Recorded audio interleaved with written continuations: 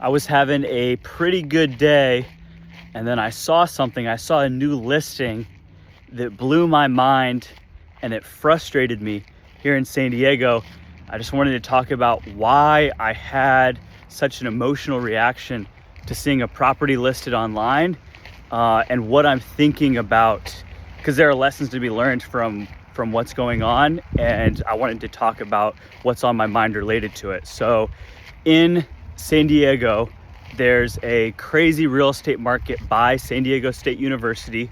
People buy single family homes, they build ADUs or small homes on the properties, they renovate the properties to add bedrooms so that you can make more money, renting these out to students.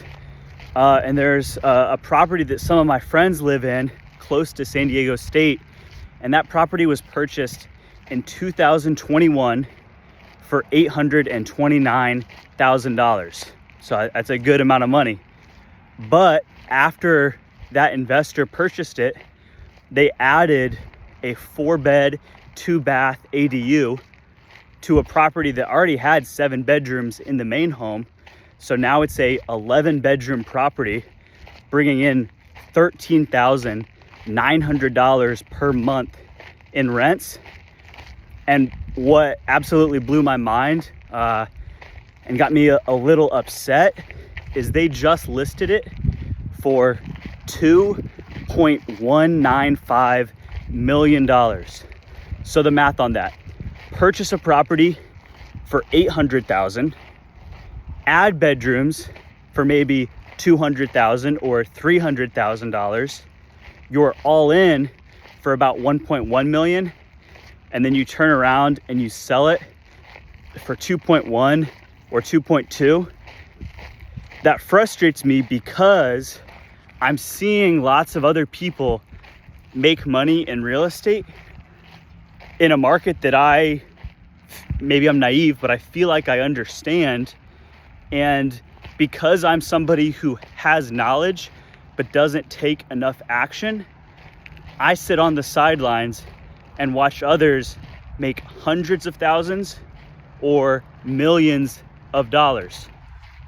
And if I was a high school student or a college student that wasn't in the real estate space every day, I would just see that as like, oh, that's cool, they made a lot of money. Like, I'll send this property to other students that I know, and they'll be like, wow, that's crazy. And they don't think about it any more than that. In my mind, how can you not be, I don't even think you need to be upset, but how can it not give you an emotional reaction to see somebody intelligent make $1 million on a single family home flip? Not a multi-family development, not a massive construction, but they did construction to a single family home, added a few bedrooms, and they're gonna make $1 million. How can you not see that and want to do that yourself or be amazed by it? It just frustrates me to see, and maybe this is unhealthy jealousy, maybe, I don't know what it is, but to see other people make millions of dollars with real estate flipping or development or just regular transactions, and me as the agent being in charge of helping them make millions but not doing it myself, it just hurts. So then what I start to think about is, what's the reason that I am not doing it myself? If it's because I'm too risk averse to purchase a property that has a mortgage payment, why am I so risk averse? Is that okay to be risk averse and find ways to manage the risk or to control the unknowns? I think Warren Buffett has a quote talking about risk comes from it comes from decisions where there are unknowns. So if you know all the variables, if you know all the potential outcomes, you don't eliminate, but you at least reduce your risk. And so maybe I need to partner with someone who isn't as risk averse as myself, and I'm the capital. I give them the financing, and they go through with the headaches of the permitting and the construction and the property management and things like that. But there are definitely certain maybe blind spots or limiting beliefs or character traits, things that are preventing me from being the person that does the flips like that, the person that buys a property for 800K, puts 300K into renovations and sells it for 2 million. Because there are opportunities out there. There are not a lot of inventory right now in San Diego, but people are still getting deals done. And I am not one of those people that's getting deals done, that's buying properties to flip. So maybe what I need to do, I don't even think I need to be better informed. I think I don't have all the knowledge in the world, but I think I have a good baseline of knowledge of how this game works. I just think my standards for myself are a little bit too low. I don't make enough calls. I post on Instagram once a day. Maybe I need to post twice a day. My real estate leads, maybe I need to be a little bit more persistent with getting them across the finish line and helping them out, instead of kind of taking a passenger seat or a back seat during the transaction. So there are definitely a lot of things that I do right as an agent related to analyzing the properties. And there are also a lot of things that I do wrong as an agent that are preventing me from being successful. So that's kind of what I've been thinking about as I look at this property, as I see people make millions of dollars in North Park, in the college area by San Diego State, all across the US with real estate investing. I'm getting kind of tired. I won't even say kind of, I'm definitely getting tired of being the person that watches others make money while I sit there and advise them and tell them what I recommend instead of actually doing it myself. So I think some actionable next steps, what I can change is increase my standards for myself when it comes to the volume of inputs. Inputs are, how many emails of properties am I sending to investors? How many calls am I making every day? So if I can call more and email more, then I'm doing the daily task that matters.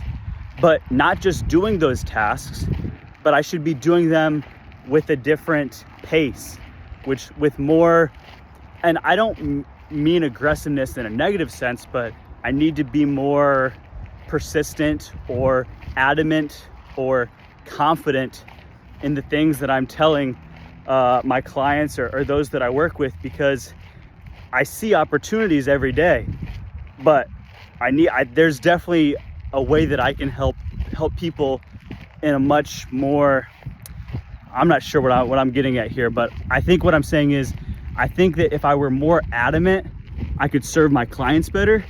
And the better I can serve my clients, the more likely I'll be able to generate the commissions needed to eventually be purchasing these properties myself and partnering with others for them. So those are my two thoughts, my two takeaways, and maybe something that you guys could comment below or think about is, in the industry that you're in, be aware of the people that are successful in it. What are they doing that you are not doing?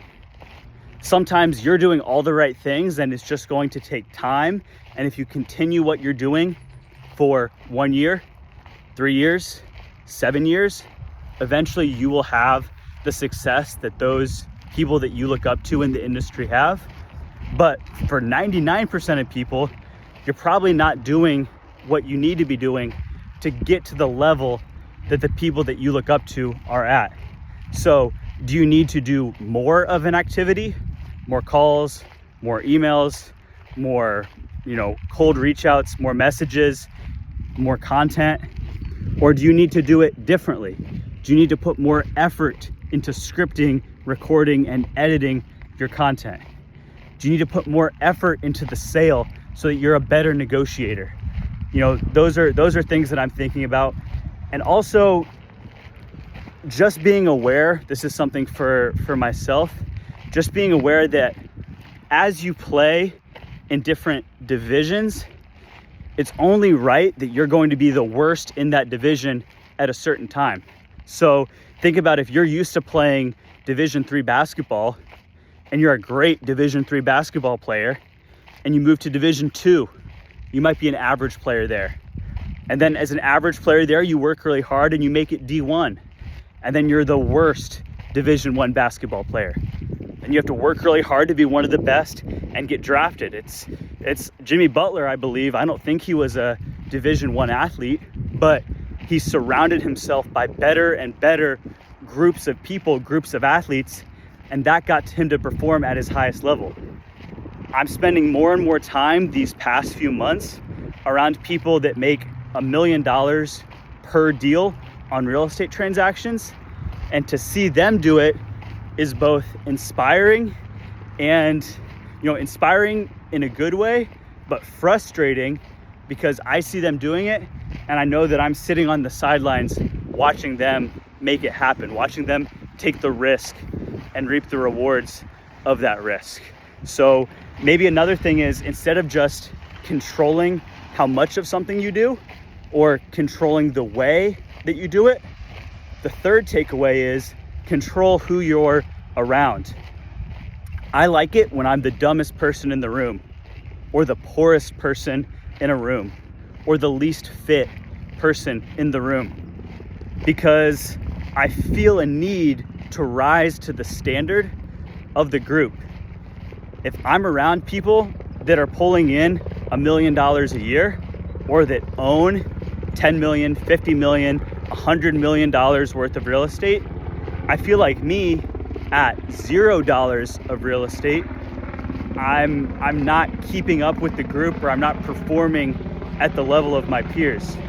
If I'm in a room of people that run a 5-minute, 30-second mile and I run a 7-minute mile, I feel like I'm out of shape.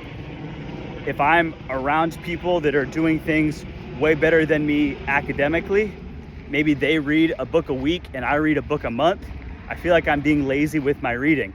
So there can be a balance there between loving yourself and having a high self-worth and not having negative self-talk, while at the same time being around people that are striving for great things, that are more consistent than you, so that you aim to rise to their level and their standards. So those are just the things that I've been thinking about.